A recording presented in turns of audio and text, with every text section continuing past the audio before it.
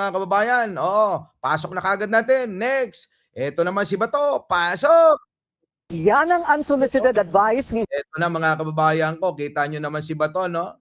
Nginig ang itlog neto. Hanggang ngayon mga kababayan ko ay hindi pa rin nakikita si Bato at hindi pa rin pumapasok si Bato. Oh, eto na mga kababayan ko, may payo na ho si Ping Lacson. Pumasok ka na. Yan ang unsolicited advice ni Senator Ping Lacson sa kapwa-senador na si Bato de la Rosa, na missing in action pa rin dahil sa balibalitang may arrest warrant na daw ang ICC laban sa kanya. Yo. Pero hindi lang si de la Rosa ang hinahapol ng kontrobersya, Sino kundi pa? maging ang kanyang opisina. Nako, eto malupit mga kababayan ko.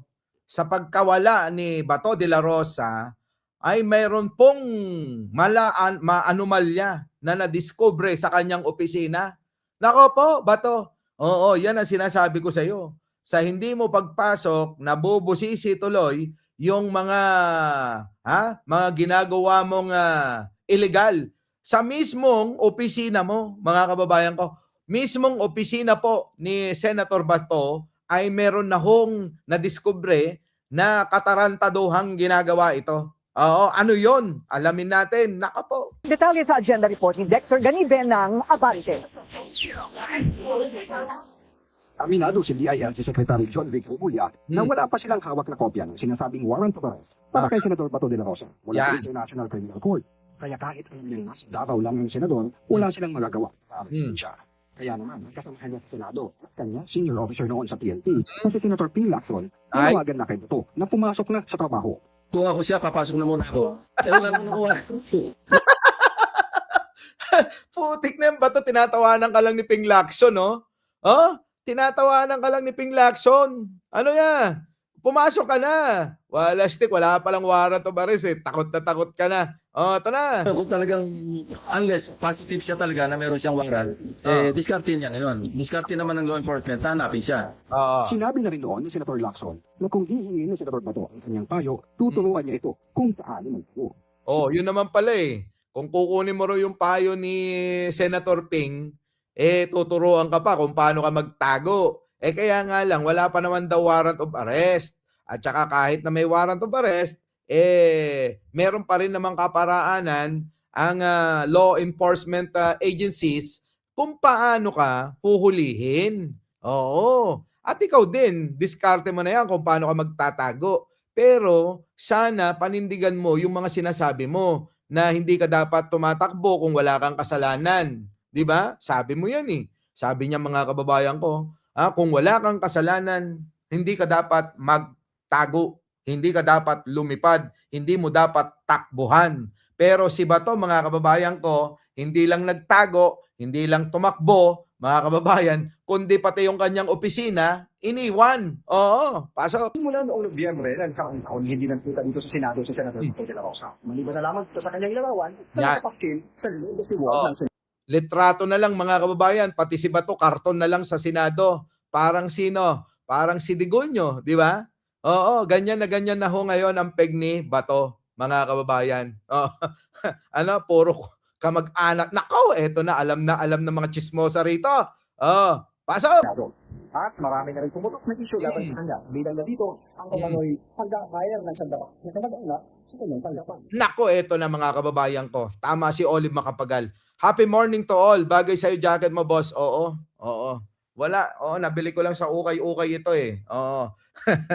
Thank you Ines Vlog. So ngayon mga kababayan, habang wala nga po si Senator Bato, sa kanyang opisina, abay nadiskubre mga kababayan ko na na sandamakmak pala na kamag-anak yung kanyang ipinasok sa kanyang opisina na matindi pala na pinagbabawal yan, mga kababayan ko. Matindi na pinagbabawal na ikaw ay kumuha ng iyong kamag-anak hanggang third degree yata, mga kababayan ko. Oo. Kita nyo mga kababayan, ang layo, no? Third degree. Yung iba nga mga kababayan ko dyan second degree mga kababayan nag-aasawaan pa no? Yung third degree pa kaya mga kababayan, sige, eto na mga kababayan. Si Bato hanggang third degree. Abay, kanyang empleyado sa kanyang opisina. Nako. Sa social media page ng Hmm. Inquisition, siniwalat ang listahan ng 10 kamag-anak ni Senador Bato na kasama sa ng opisina. Oo. Kasi ito sa isang 2025 salad ng Hmm. Senador. Sa kabila umano ng halos 2 Hmm. absent si Senador Bato, tandaan natin raw empleyado Nako. ang kanyang mga kamag-anak. Eto na. Biruin nyo wala si Bato, pero tuloy-tuloy pa rin na sumasahod yung mga kamag-anak nito. Saan ka naman nakakita nung ganon, mga kababayan? Ha? Lahat po ng kanyang empleyado ay karamihan po ay kanyang mga kamag-anak. Ngayon, ang tanong eto. Sumisweldo sila ng walang ginagawa, walang serbisyo sa taong bayan at mga kababayan, eto, nadiskubre ngayon. Paano na ngayon ito? So, dito ba pwede na hong mga kababayan matanggal sa pwesto si Senator Bato? Nanganganib po ba si Senator Bato na matanggal bilang senador? Nako. 59 ng Book 5 ng Mm. Revised Administrative Code 1987, Mm. mga patnubay lamang sa paghahayag ng mga Yan na. kamag-anak sa alinmang sangay ng gobyerno. Nako. Sabi dito, lahat ng third degree of consanguinity ang kasama sa pinagbabawal kapag Mm. regular plenary position. Mm. Exempted naman sa rules of nepotism ang mga na-hire sa confidential capacity, mga Mm. guro, doktor at miyembro ng Armed Forces of the Philippines. Pero kailangan ibigay alam ito sa CSC.